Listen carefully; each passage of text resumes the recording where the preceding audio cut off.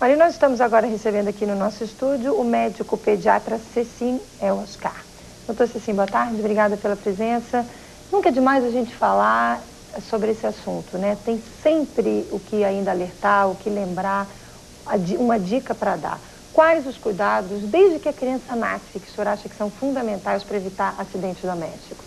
Obrigado pelo convite, parabéns pela Casa Nova. Hoje eu estou debutando aqui contigo. Espero que tenha bastante sucesso, sei que terá. E olha que detalhe importante, estamos fazendo hoje 1 mês de SBT Meio-Dia no ar. Então o senhor está aí num dia, estreando num dia importante para nós. Falta o bolo depois. Então, vamos lá.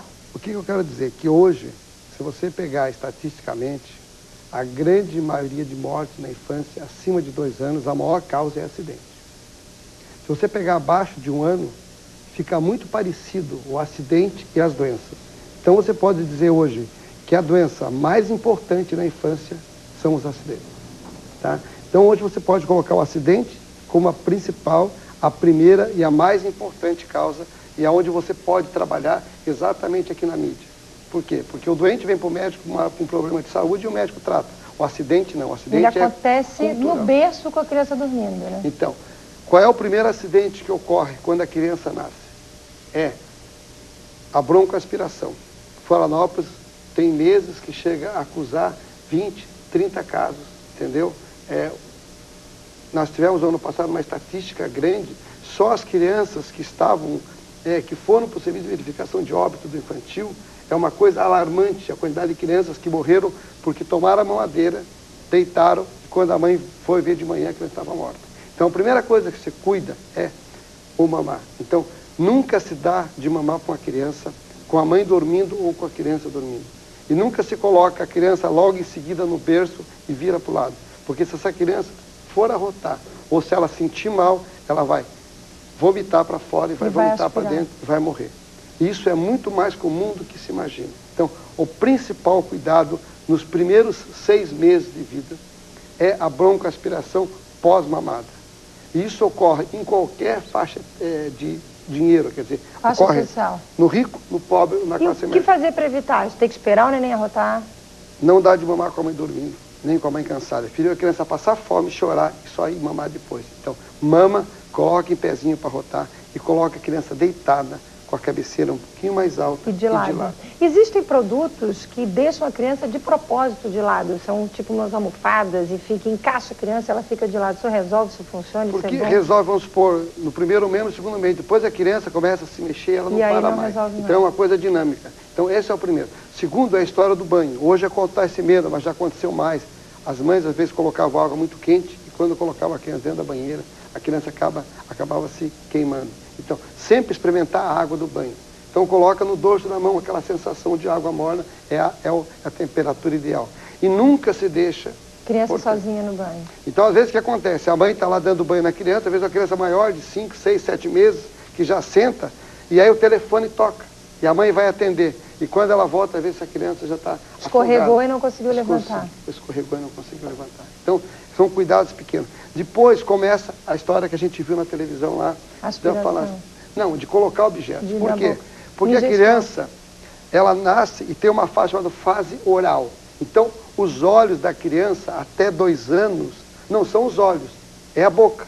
Então, vai tudo na boca. Tudo que ela vê, ela vai botar na boca para experimentar. Você também não olha uma coisa bonita, você olha, depois você... Mas a criança tem que colocar na boca. Então, tudo que ela encontrar... Por isso que a criança come barata, ela come cocô, ela bota taxinha na boca, ela engole alfinete, engole prego no hospital, a gente já pegou prego. Doutor Cecim, a gente não pode estar 24 horas por dia olhando para a criança. Então, qual é o principal cuidado? Limpeza do ambiente. Então, a criança tem que ficar no lugar onde não tenha nada que ela possa botar na boca. Ou nada que ela possa botar na boca e engolir. Então, não adianta ter 10 pessoas em cima de uma criança e a criança... E um saquinho de moeda atrás da porta. Exatamente. Ou caneta, eles têm caneta, tampinha da caneta para enfiar na luz. E aí eles comentaram um negócio interessante. Eles colocam muito essas coisas menor no nariz, onde cabe. Também. E no nariz, o problema é que essa criança, às vezes, começa a ter cheiro, começa a ter dificuldade de um lado só. Então, isso é muito importante. Se tu tem um filho em casa e teu filho tem um cheiro no nariz de um lado só, é 100% de chance que ele colocou alguma coisa e aquilo ali está infeccionando. E tem como tirar? Aquilo ali tira geralmente fácil, né? A gente tira onde no hospital Florianópolis, isso, tem essas coisas mais fáceis. Coloca tudo. Então, objetos eles colocam ou no ouvido, ou no nariz. E Outra coisa importante, são produtos dentro de casa. Eles comem o remédio da mãe, comem anticoncepcional. Remédios e produtos químicos em armário no alto e trancado. Fechado. Essa é a dica.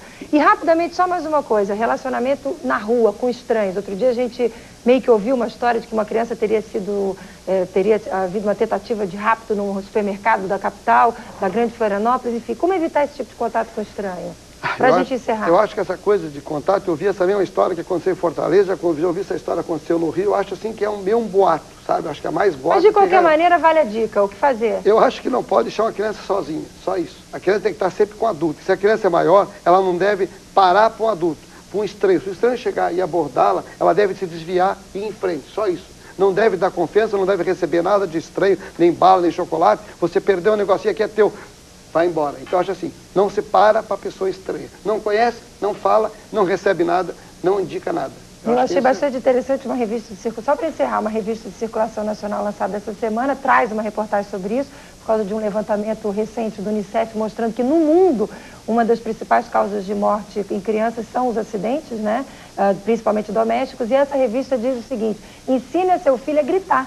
Grite mesmo, olha, não é meu pai, não é minha mãe, independente da idade, essa pessoa que está me levando aqui não é meu pai, não é minha mãe. Achei essa dica fantástica. Ensina a criança a dizer, pessoa estranha que não conhece, berra mesmo, porque alguém vai ver e pega a criança e chama a atenção de quem está levando, enfim.